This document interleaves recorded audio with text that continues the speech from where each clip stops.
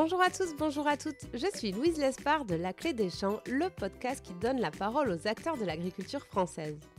Aujourd'hui, j'ai le grand plaisir de me rendre à Bayonne, dans le Pays Basque, pour partir à la rencontre d'Olivier Allemand.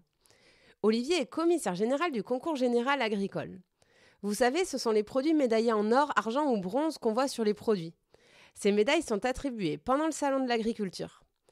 Pour vous donner l'eau à la bouche, je vous propose d'écouter un court extrait de l'épisode qui sortira dès demain à 8h. Bonne écoute!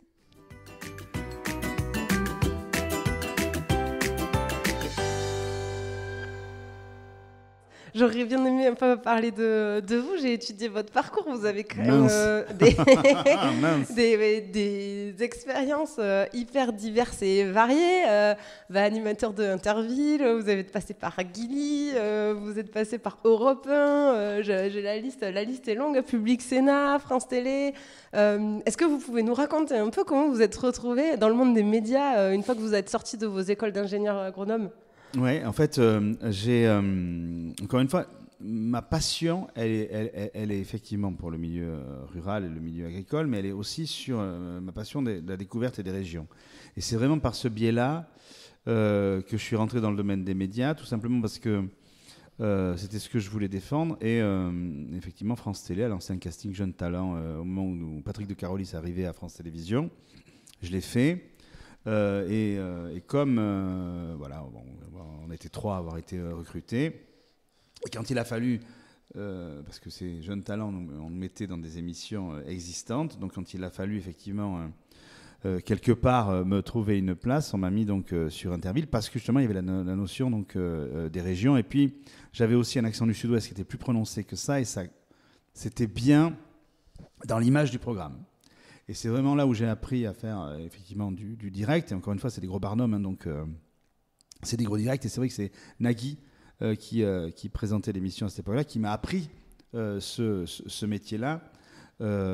Et c'est vrai que je suis resté 5 ans avec Nathalie Simon pour animer les Jeux d'Interville. Et donc on a continué à sillonner la France. Et derrière, comme tous les Jeux étaient liés à l'histoire des territoires qu'on traversait, derrière il fallait toujours réécrire l'axe des jeux en fonction de l'histoire locale. Donc là aussi ça m'a permis d'améliorer ma connaissance des différents départements.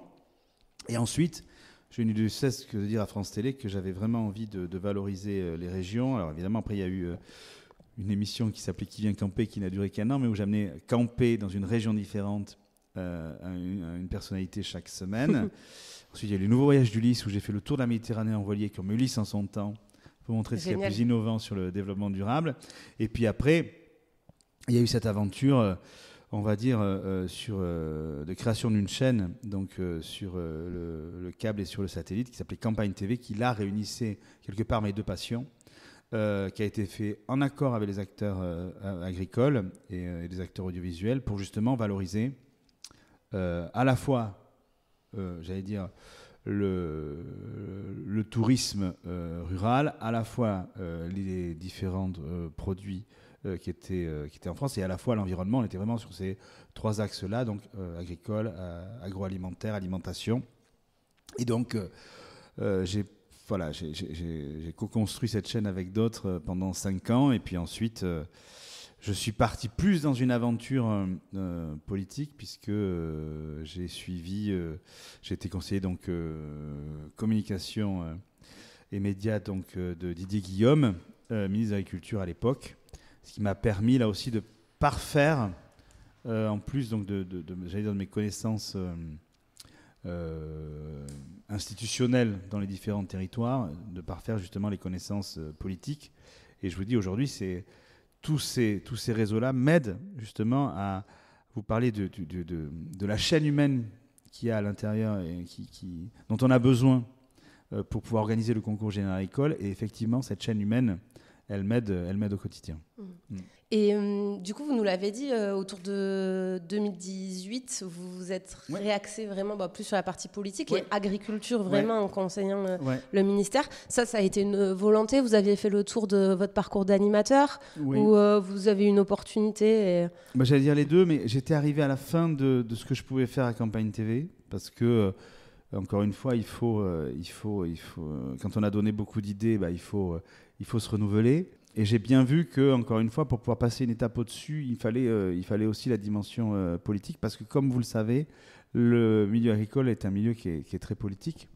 Donc, du coup, c'est vrai que ça m'a permis à la fois, parce que j'étais conseiller communication, d'amener ce que je connaissais du rôle des médias et d'amener mes compétences que j'avais acquises, et ça me permettait d'en acquérir d'autres qui étaient plus politiques. Donc du coup, effectivement, ça a été vraiment du gagnant-gagnant pour moi. Après ces 2 ans et 2 mois ou 3 mois, qui sont d'une intensité folle, je ne pensais pas qu'on pouvait travailler autant, parce que le ministère de l'Agriculture est un ministère de crise permanente. Donc du coup, derrière, ça demande à être, notamment sur la communication, d'une réactivité folle, et de passer vraiment de sujets qui sont complètement différents, parce que quand on parle de la PAC, quand on a une crise sanitaire ou les relations internationales de négociation de contrats avec tel ou tel pays, ça permet d'avoir un éventail de sujets à comprendre rapidement, à pouvoir synthétiser rapidement et à pouvoir quelque part délivrer des messages qui sont compréhensibles par le plus grand nombre, puisqu'encore une fois, chacun des sujets est extrêmement complexe et il faut pouvoir l'exprimer simplement. Et voilà, c'en est fini pour aujourd'hui. Vous souhaitez aller plus loin dans la découverte de l'agriculture ? Si vous êtes dans une entreprise qui travaille au contact du monde agricole, sachez que la Clé des Champs propose des formations à cet effet. Plus d'informations et inscriptions sur www.laclédeschamps-podcast.fr. Et avant de partir, dernière chose, si le podcast vous plaît, n'hésitez pas à lui mettre une note 5 étoiles ou à en parler autour de vous. Ça m'aide énormément à faire connaître le podcast. Merci beaucoup et je vous dis à très très vite.